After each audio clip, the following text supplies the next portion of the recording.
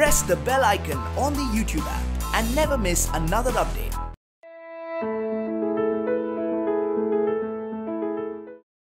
अधिकारी म्हणजे केवळ खुर्ची नाही आहे, शब्द अधिकार आहे. अधिकार, एक्सपर्टीज. तर पहिली गोष्ट तुझी त्या क्षेत्रावरच्या डेटा, इन्फॉर्मेशन ह्याच्यावर पकड पाहिजे. म्हणूनच परीक्षेचा पहिला टप्पा वस्तुनिष्ठ बहुपर्यायी. वस्तुनिष्ठ बहुपर्यायी परीक्षा म्हणजे माहितीवरील प्रभुत्वाची परीक्षा. To test your command over information. ती जे उत्तम दर्जाची सिद्ध करून दाखवतील, म्हणजे बसलेल्या 10 लाखातले सुमारे 12,500 तेवढ्यांनाच मुख्य परीक्षेला बोलवलं जातं. ओके, आमच्या निकषावर तू माहितीवरील प्रभुत्व जबरदस्त दाखवून दिलंस, आता मुख्य परीक्षेला आहे. आणि मग मी म्हणालो तसं MPSCचा बऱ्यापैकी अपवाद सोडता UPSC सहित बहुसंख्य ठिकाणी लेखी परीक्षा आता निबंध वजा. आता म्हणजे उदाहरणार्थ खुलासा करा, तुलना करा, साम्यभेद सांगा, चिकित्सा करा, कारण मीमांसा करा, अमुकाचे परिणाम काय झाले सांगा, आणि सगळ्यापेक्षा सर्वात महत्त्वाचं म्हणजे या विचारलेल्या प्रश्नाच्या विविध बाजू सांगून तुमचा अभिप्राय व्यक्त करा. हे सगळं मुख्य परीक्षेत. तेव्हा क्रिकेटमध्ये सर्वात जास्त रन करणारा बॅट्समन कोण, हा प्रश्न प्रिलिम्स आहे. कारण तो वस्तुनिष्ठ ऑब्जेक्टिव्ह आहे की खाड तिथे काय गडबडच नाही पाहिजे. सचिन तेंडुलकर तूर्त तरी संपला विषय. पुढल्या कुठल्या तरी अटेम्प्टपर्यंत विराट कोहली ते करेल का, ते अनुष्का शर्मावर अवलंबून आहे.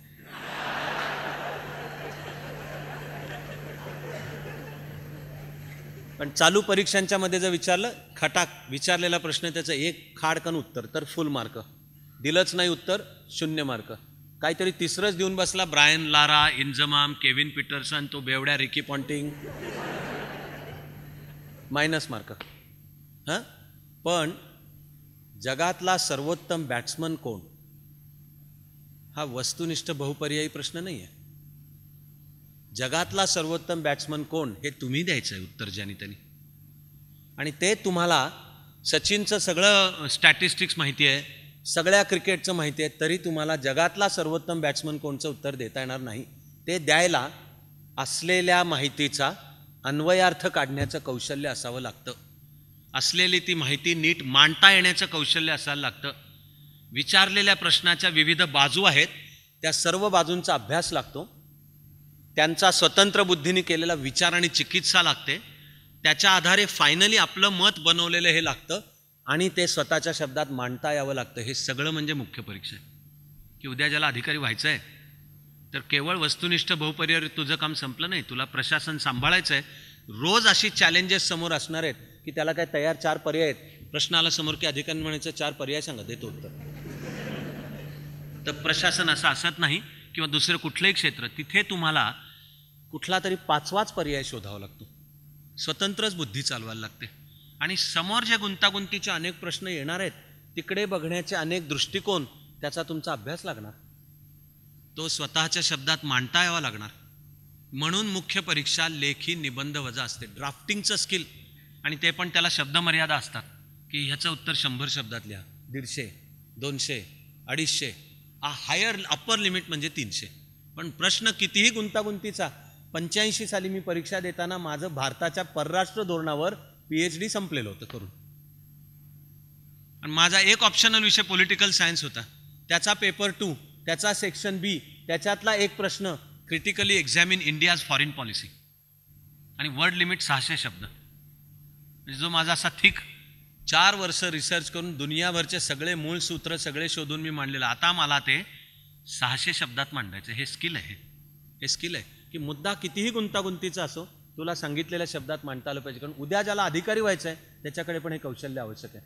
फाईलवरची तुझी टिप्पणी, तू पास करण्याची ऑर्डर क्लिअर पाहिजे, स्पीकिंग ऑर्डर पाहिजे, समोर आलेला डेटा सर्व अंगांनी विचारात घेऊन तू नीट मांडलेस असं पाहिजे, तर तू उत्तम अधिकारी होणार आहेस. म्हणून सर्वत्र मुख्य परीक्षा लेखी निबंध वजा. पूर्व परीक्षेचा हेतू to test your command over information हा जर असेल, तर मुख्य परीक्षेचा हेतू to test your command over knowledge. पूर्व परीक्षा म्हणजे माहितीवरील प्रभुत्वाची परीक्षा, तर आता मुख्य परीक्षा म्हणजे ज्ञानावरील प्रभुत्वाची परीक्षा आहे. की एखाद्यापाशी माहिती खूप आहे, तो पढत मूर्ख पण असू शकतो, पण असलेले माहितीतून त्याला अर्थ काढता येतो का, तो अर्थ मांडता येतो का, याला म्हणतात ज्ञान, की त्या माहितीचं ज्ञानात रूपांतर झालं. म्हणून मुख्य परीक्षा मुख्यतः लेखी निबंध वजा असते. तरी तुमच्या निवडीची प्रक्रिया इथे संपत नाही.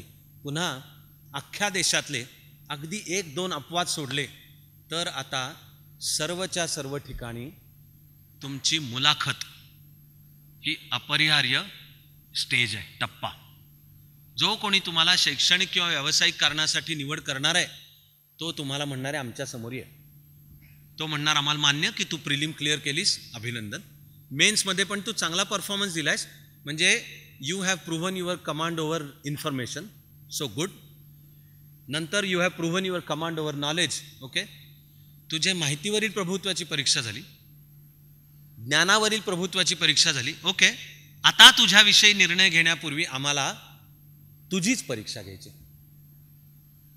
म्हणजे ती तुझ्या माहितीची पण परीक्षा नाही, तुझ्या ज्ञानाची पण परीक्षा नाही, ती तुझ्या व्यक्तिमत्वाचीच परीक्षा आहे. ॲक्च्युली त्याला शास्त्रीय नावच पर्सनॅलिटी टेस्ट आहे. आपण बोलीभाषेत त्याला इंटरव्ह्यू म्हणतो, पण ती आहे पर्सनॅलिटी टेस्ट. केवळ कागदावर दिलेल्या उत्तरांच्या आधारावर तुमची निवड होण्याचे दिवस संपले. आता जो कोणी तुम्हाला निवडणार आहे तो तुमच्या निवडीचा निर्णय फायनल करण्यापूर्वी म्हणणारच आहे की ही तुला तारीख सांगितलेली, ही वेळ त्यावेळेला आमच्या समोर आहे. आणि साधारण 25 ते 35 मिनिटं असेल आणि साधारण 3 ते 5 जणांचं पॅनेल समोर बसलेलं असेल. ते तुला वाटेल तो प्रश्न विचारेल. इंटरव्ह्यूचा सिलेबस काय? एनिथिंग अंडर द सन, सूर्याखालील काहीही. त्यांना पाहायचं आहे की तू दारावर टकटक कसं करतोस, मे आय कम इन सर कसं म्हणतोस, ही जी एक 5-6 पावलं चालायची असतील आत आल्यापासून, ती चालतोस कसा, आल्यानंतर नमस्ते असो किंवा good morning good afternoon sir असो. त्यामध्ये पण चेअरपर्सन जर महिला असेल किंवा इंटरव्ह्यूच्या पॅनेलवर एक महिला सदस्य असतील तर लक्षपूर्वक आदरपूर्वक त्यांना वेगळं good morning good afternoon madam म्हणतोस का, बसायला सांगेपर्यंत उभा राहतोस का, तो पण उभा असा राहतोस का असा राहतोस का, हे असं चालू असतं का, आला ओढली खुर्ची बसला तांगड्यापासून, हा विचारा प्रश्न गेट आउट करतील हो, बाहेर म्हणतील पुढच्या. बसायला सांगितल्यानंतर सुद्धा थँक्यू सर असं म्हणून बसतोस का, खुर्ची खरकन ओढून बसतोस का, खुर्चीचा आवाज न करता बसतोस, असा नीट पोझिशन बॅलन्स बसलाय. बोलताना सुद्धा इंटरव्ह्यू पॅनेलशी नीट आय कॉन्टॅक्ट ठेवतोस का, तुझ्या उत्तरांच्या मध्ये कॉन्फिडन्स आहे पण ॲरोगन्स नाही, आणि नम्रता आहे पण केविलवाणेपणा नाही, सबमिसिव्ह, याचा जो करेक्ट बॅलन्स आहे हा व्यक्त होतो का तुझ्या इंटरव्ह्यूमध्ये.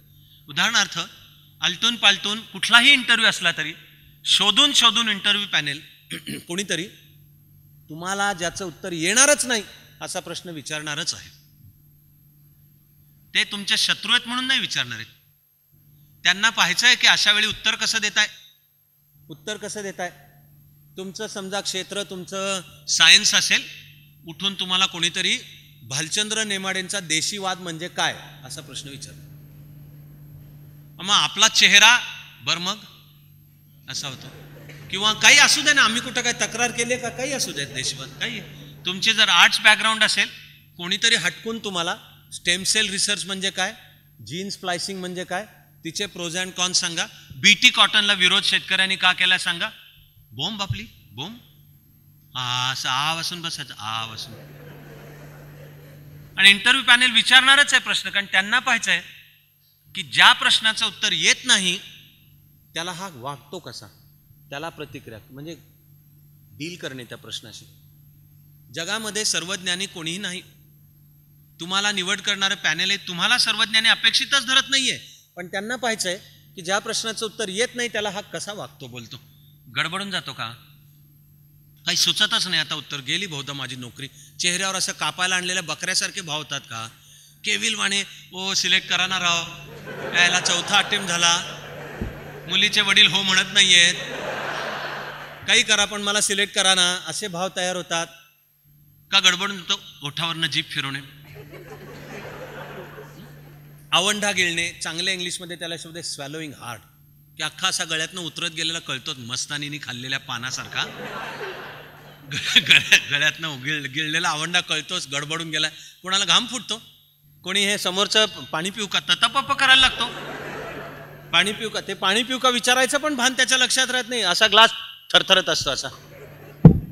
किंवा फ्रेटिंग अँड, इंग्लिश शब्द आहे फ्रेटिंग अँड फ्युमिंग, म्हणजे ही जी हालचाल, अस्वस्थ आहे माणूस, अपसेट आहे, पायाची अशी हालचाल. मी ह्याला नाव शक्ती कपूर डान्स असं दिलंय, सत्य पे सत्ता पहा यासाठी. पण अशी सगळी चालू होते का थापा मारतो, थापा मारतो. ठेविले अनंते तैसेची राहावे हा अभंग कोणी लिहिला? शेक्सपियर.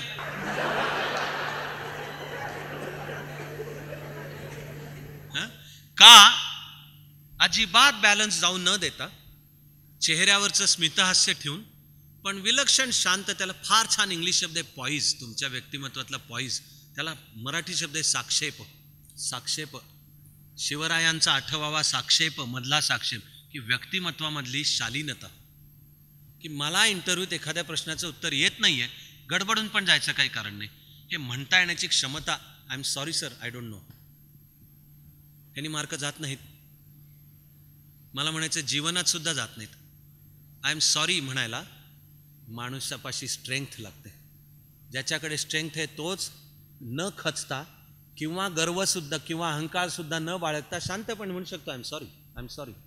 तर मला हा प्रश्न विचारला आहे तर I am sorry sir, I don't know. ह्यांनी मार्क जात नाहीत, कारण पॅनेलला पाहायचंच आहे. कारण हे आहे पर्सनॅलिटी स्किल, की कम्युनिकेशन स्किल कसं आहे, तो दबावाच्या सिच्युएशनमध्ये कसा वागतो.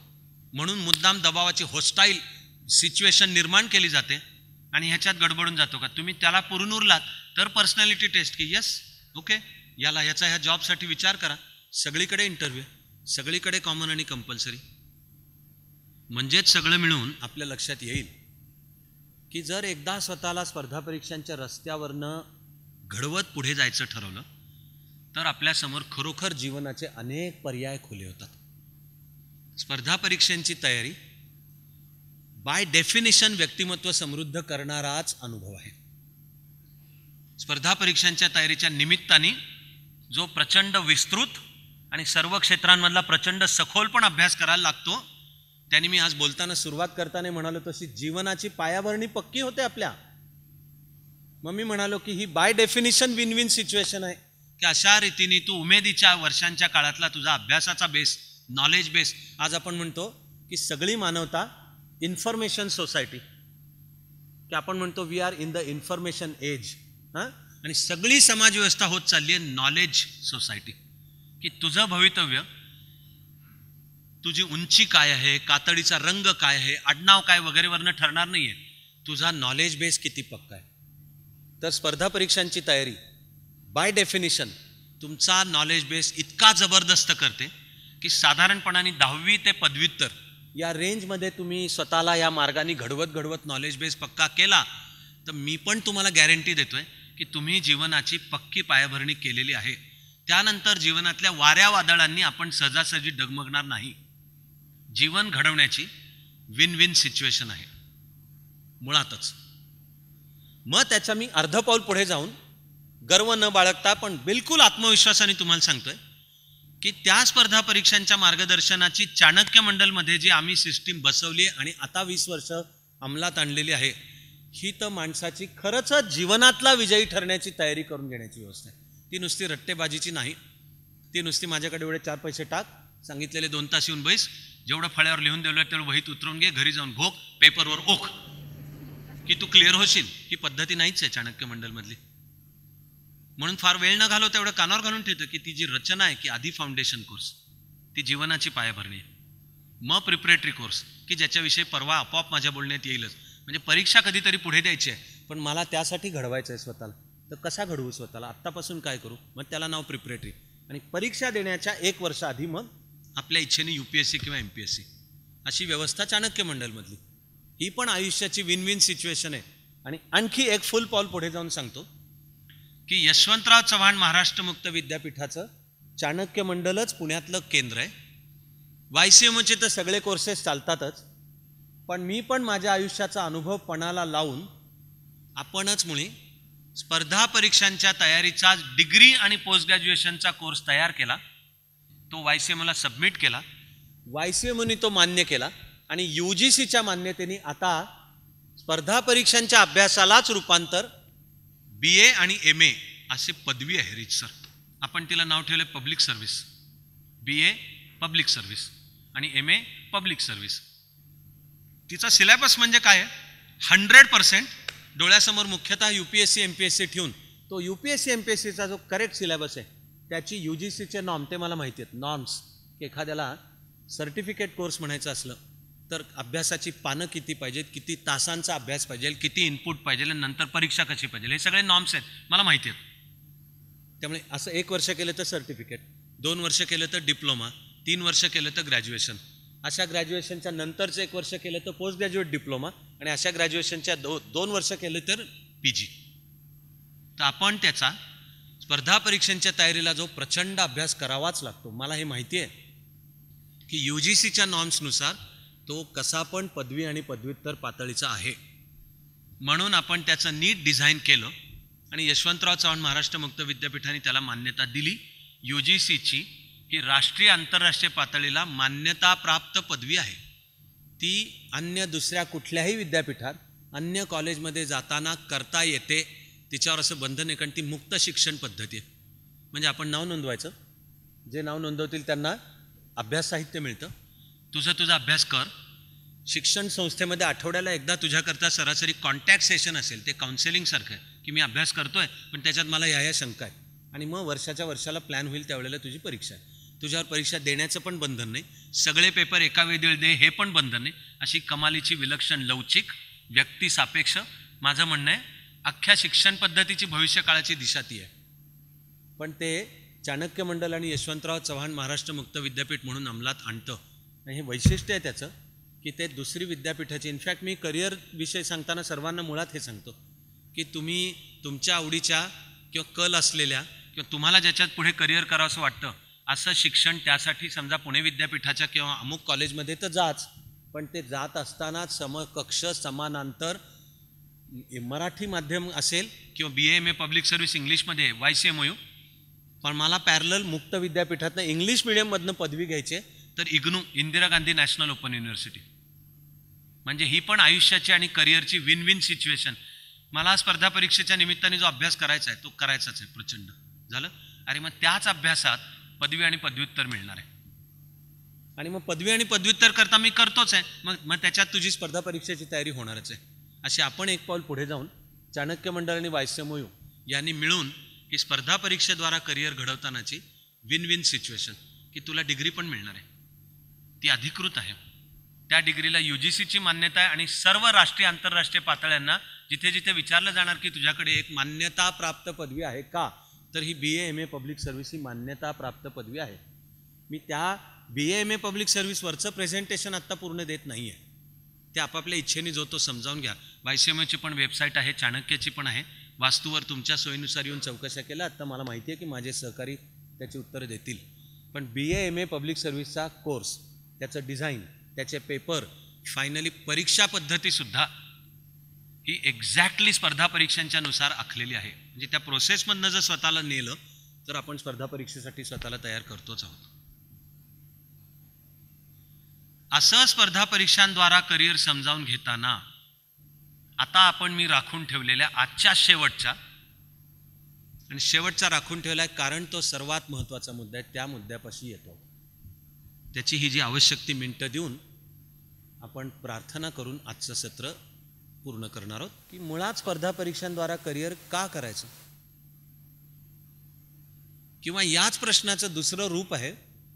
त्याला चांगल्या इंग्लिशमधला शब्द आहे paraphrase. I am paraphrasing the point, the same point. Paraphrase म्हणजे सेम मुद्दा फक्त वेगळ्या शब्दात सांगितलेला की स्पर्धा परीक्षांद्वारा करिअर का करायचं. याच प्रश्नाचं दुसरं रूप आहे स्पर्धा परीक्षांद्वारा करिअर आपल्याला काय देतं. What is it that career in competitive exams gives us. तर मी 5 शब्द सांगणार आहे की स्पर्धा परीक्षांद्वारा करिअर आपल्याला हे 5ही शब्द देतं. ते समतोलपणे देतं. आणि आजही मी तुमच्याशी बोललोय की सगळी करिअर चांगली आहेतच. कोणा व्यक्तीला कोणतं करिअर चांगलं हे ज्याच्या त्याच्या आपापल्या स्वभावावरनं ठरणार.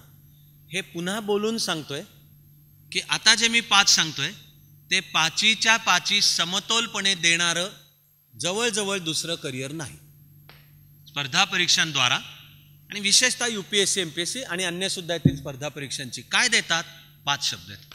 पहिला शब्द आहे पैसा, आणि तो प्रामाणिक पैसा, गुड ऑनेस्ट मनी. त्यासाठी पैसे खाणे, भ्रष्टाचार करणे, टेबलच्या वरनं खाल्लं काही गरज नाही. स्पर्धा परीक्षा देऊन तुम्ही जर निवडले गेलात आणि जर अति लोभी नसाल, की माझी जीवनाकडनं अपेक्षा काय की मला माझ्या कष्टाच्या सात्विक कमाईवर एक चांगलं उच्च मध्यमवर्गीय आयुष्य जगता आलं पाहिजे. माझं म्हणणे, माणसाला अति लोभ नसेल तर हवं काय काय असतं माणसाला? मी म्हणेन, एक राहतं घर, स्वतःचं छप्पर पाहिजे, त्या घराच्या दारामध्ये वाहनं पाहिजेत, बहुधा घरामध्ये फर्निचर पाहिजे, TV पाहिजे, कदाचित म्युझिक सिस्टीम पाहिजे, रेफ्रिजरेटर आणि ओव्हन पाहिजे, डायनिंगचा सेट पाहिजे, वॉशिंग मशीन पाहिजे, म्हणजे लग्न झाल्यावर भांडणं कमी, आणि लास्ट बट नॉट लिस्ट म्हणजे मुलाबाळांच्या शाळांचे शिक्षण चांगलं करता येईल अशी व्यवस्था पाहिजे. आणि आता सर्व घरांच्या मध्ये PC तोही मागं पडत चालला, लॅपटॉपच किंवा पॅड पाहिजे. ठीक आहे, कमी वेळात मुद्दा सांगायला सांगतो की अशी कल्पना करा की तुम्ही स्पर्धा परीक्षांची तयारी केलीत आणि रिझल्ट लागला आणि तुम्ही क्लिअर केली स्पर्धा परीक्षा. निकालाच्या दिवशी आणि तुम्ही निवडले गेले आहात, असे उभे आहात, अंगावरच्या कपड्यांव्यतिरिक्त या दुनियेत तुमचं काहीही प्रॉपर्टी नाही. तर मी जे म्हणालो की अतिलोभ नसेल तर एक सन्मान आणि भौतिक पातळीचं ऐहिक जीवन जगायला माणसाला जे पाहिजे ते सगळं सन्मार्गाने न मागता 5 वर्षामध्ये मिळतं पुढच्या. की आत्ता मी क्लिअर होताना खरंच घरातली गरिबी आहे आणि माझ्या अंगावरचे कपडे सुद्धा केवळ लाजे काजे असतो आणि कसे बसे आहेत, पण मी निवडला गेलो 5 वर्षात.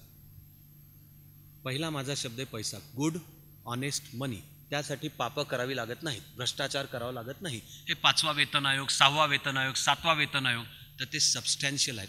माणसाला अति लोभ असेल तर संपत नाही कधी, पण अति लोभ असणाऱ्याने इकडे येऊ नये, कारण मग तो पैसे खाणार तिथं जाऊन, मग तो लोकांच्या जीवनाचे जळवा बनून राहणार, तो रक्त शोषणार त्यांचं. त्यापेक्षा त्यांनी येऊ नये, आला तर त्याला जोड्याने आपण हाकलून द्यावा पहिले.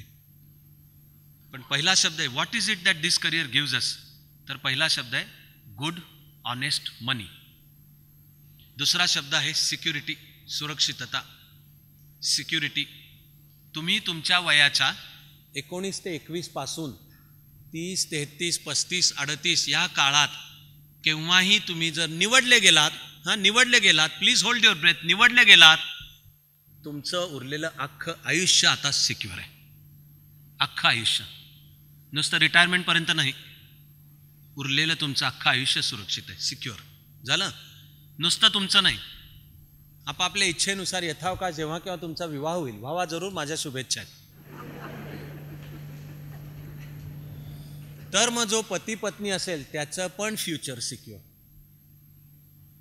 त्या पती पत्नीचे आई वडील आणि तुमचे पण आई वडील जर तुमच्याबरोबर राहत असले आणि त्यांना उत्पन्नाचा स्वतंत्र सोर्स नसेल तर लिगल शब्द डिपेंडंट फॅमिली, त्यांचं पण फ्युचर सिक्युअर. एवढी प्रचंड सुरक्षितता आहे की मी एकदा निवडला गेलो तर पैसा आणि सर्व्हिस कंडिशन्सनी मला दिलेली सुरक्षितता, तर माझं वय वर्ष 60, त्याच्या पुढे जगीन तेवढा, माझा पती पत्नी, तिचे आई वडील, माझे आई वडील, डिपेंडंट मुलं, उद्या त्या मुलाबाळांचं शिक्षण, केवढी प्रचंड सिक्युरिटी आहे. मी वेळेअभावी सांगतोय की देशातली स्थिती काहीही असो, सरकारी अधिकाऱ्यांचे पगार महिन्याच्या 1 तारखेला होणार म्हणजे होणारच, ते पण TADS सहित होणार. ते पण तिकडं सरकारचं काही असो, 7व्या वेतन आयोगानंतर वेतन आयोग लागून आत्ता करणार आहेत. अरुण जेटली 7व्या वेतन आयोगानंतर सरकारी कर्मचारी अधिकाऱ्यांचे पगारवाढीची घोषणा या आत्ता मान्सून सेशनमध्ये करणार आहेत. आणि देशावर पाकिस्तान किंवा चीनचं आक्रमण झालेलं असो, देशांतर्गत नक्षलवाद किंवा इस्लामिक दहशतवाद थैमान घालत असो, एका भागामध्ये पूर आणि दुसऱ्या भागामध्ये दुष्काळ असो, सरकारी कर्मचारी आणि अधिकाऱ्यांचे पगार महिन्याच्या 1 तारखेला होतात म्हणजे होतातच. एवढी सुरक्षितता आहे. स्पर्धा परीक्षांद्वारा क्लिअर झाल्यानंतर माझ्या घरामध्ये गॅसच असेल का, संपला तर सिलेंडर वेळेत येईल का, माझ्या मुलाबाळांना चांगल्या शाळेत ॲडमिशन मिळेल का, माझं रेशन कार्ड नीट असेल का, बसनी किंवा लोकलनी किंवा जाताना मला पास नीट मिळेल का, कशाचं काही टेन्शनच घ्यावं लागत नाही. अन्य बाकीच्या नागरिकांच्या जीवनाची जीवनाची 80% शक्ती ह्या सगळ्या मुद्द्यांमध्ये जात असते. स्पर्धा परीक्षा क्लिअर होऊन जर अधिकारी झाला, संस्थाचालक तुमच्या दारात येतात की साहेब तुमच्या मुलाला आमच्या शाळेत घाला ना, काय एकदम तुकारामाचे अवतार झाले का ते? पण एवढी सुरक्षितता आहे. काही वेळा तर मी म्हणत आलो की ती उलट अति आहे, पण आहे. तिसरा शब्द आहे स्टेटस. स्टेटस एकदम तुमचं समाजातलं स्थान एका रात्रीत पण नाही, 5 मिनिटात बदलतं. 5 मिनिटात बदलतं. स्पर्धा परीक्षेचा निकाल लागेपर्यंत तुम्हाला पण कोण काळं कुत्रं हिंग लावून विचारत नसेल आणि रस्त्याने जाताना कोण वळून पण बघत नसेल. पण स्पर्धा परीक्षेचा निकाल लागतो, जाहीर होतं की ह्याचं नाव आहे. कुठून दुनियेच्या पाठीवरनं 5 मिनिटात पत्रकार तुम्हाला शोधून समोर कॅमेरा दांडू असा तोंडासमोर धरून, हां कसं वाटलं, आपण पण सांगायला मोकळं की आम्ही पण कष्ट घेतले, तुम्ही पण घ्या, म्हणजे तुम्हाला पण असंच. तुम्ही एकदम तुमचे सत्कार चालू होतात, पेपरला नाव, फोटो आणि मुलाखती छापून येतात. तुम्ही कार्यक्रमाचे अध्यक्ष उपाध्यक्ष असतात, तुमच्या हस्ते पारितोषिक वितरण होतं. तुम्ही गेलात तर लोक गाडीचं दार उघडायला पुढे येतात, तुमच्या हातातली बॅग घेतात.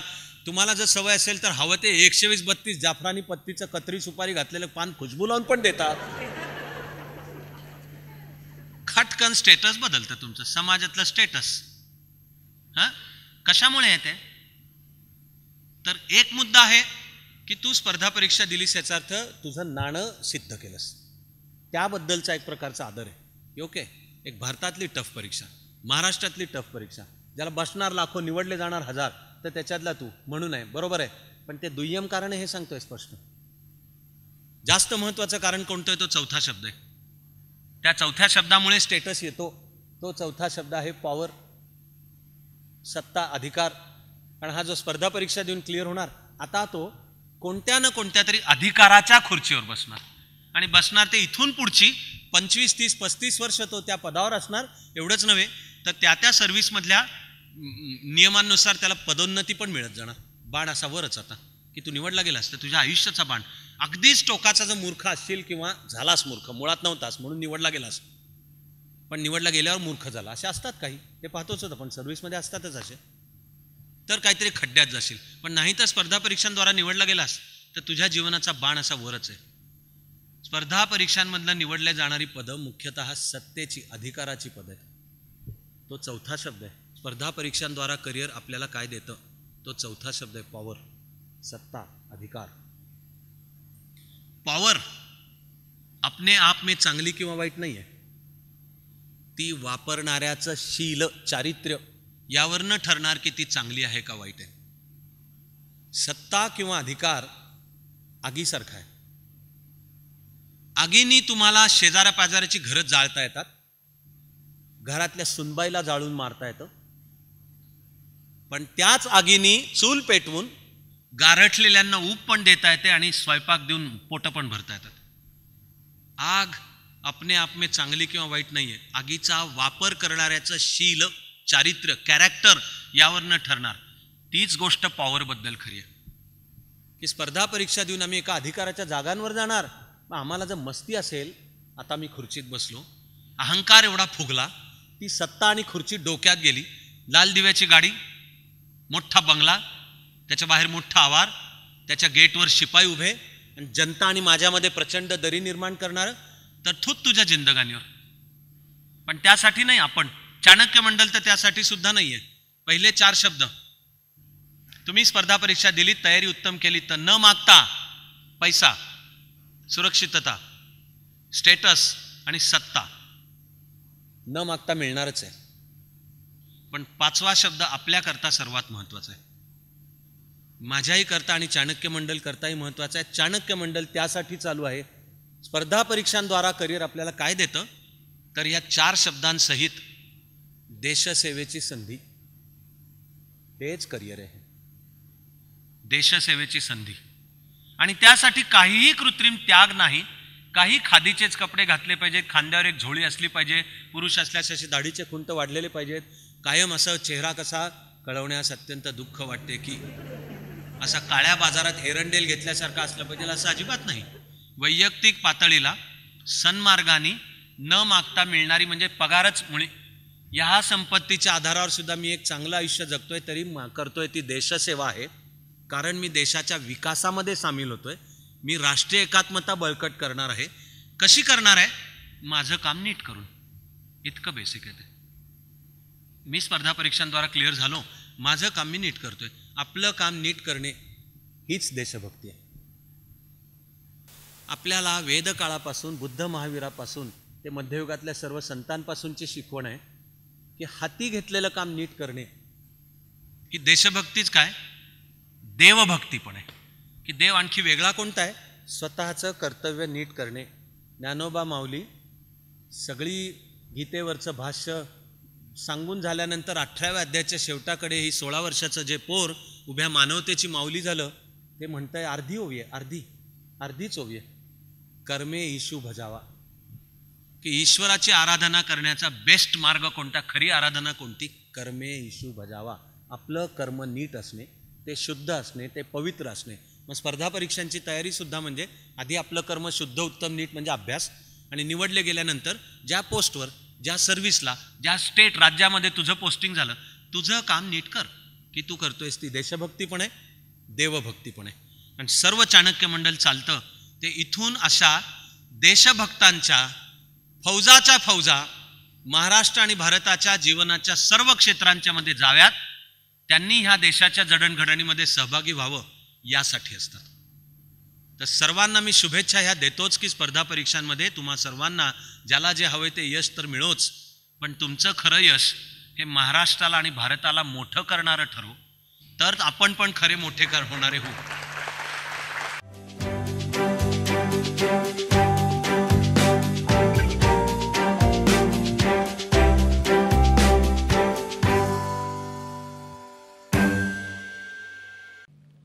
कारण उद्या प्रशासनातल्या सुद्धा जेव्हा गुंतागुंत सांभाळायची आहे, तू जेव्हा ऑफिसात बसणार आहेस, भले झालास IAS IPS किंवा डेप्युटी कलेक्टर DYSP इत्यादी, हां, हे परीक्षेचा निकाल लागला, तुझं अभिनंदन झालं, 4 दिवसात ती झिलई विरून जाईल. जबाबदाऱ्या चालू झाल्या की कळतं की ते हॉट सीट चटका बसणार आहे, तिथे तुला रोज 100-200 माणसांना भेटायचं आहे. ते नडलेले असणार आहेत, त्यांच्या अनेक अडचणी असणार आहेत, त्या सोडवायच्यात. रोज 100-200 फायली क्लिअर करायच्यात. तुला रोज 100-200 फोन येत असणार आहेत. भले ऑफिस छान असेल, बाहेर सेक्रेटरी असेल, फोन डायरेक्ट तुला येणार नसेल, सगळं कळलं, पण तुला अटेंड करायचे आहेत. वरिष्ठांचे निरोप येणार आहेत, रिपोर्ट्स पाठवायचे आहेत, लोकप्रतिनिधी भेटणार आहेत, मंत्री काहीतरी त्यांचे निरोप येणार आहेत, आणि हे सगळ्याच्या मधनं बरोबर लोकांचं हित साधायचं आहे. हे काय गमजा नाही ते आहे. यासाठी व्यक्तिमत्वात जे असायला पाहिजे ती जोपासना प्रथमपासून व्हायला पाहिजे ती. म्हणून स्पर्धा परीक्षा द्यायची आहे तर असा केवळ मी झापडं लावलीत पुस्तकी अभ्यास करतोय असा निदान चाणक्य मंडलचा अप्रोच नाही, माझा त्याहून नाही.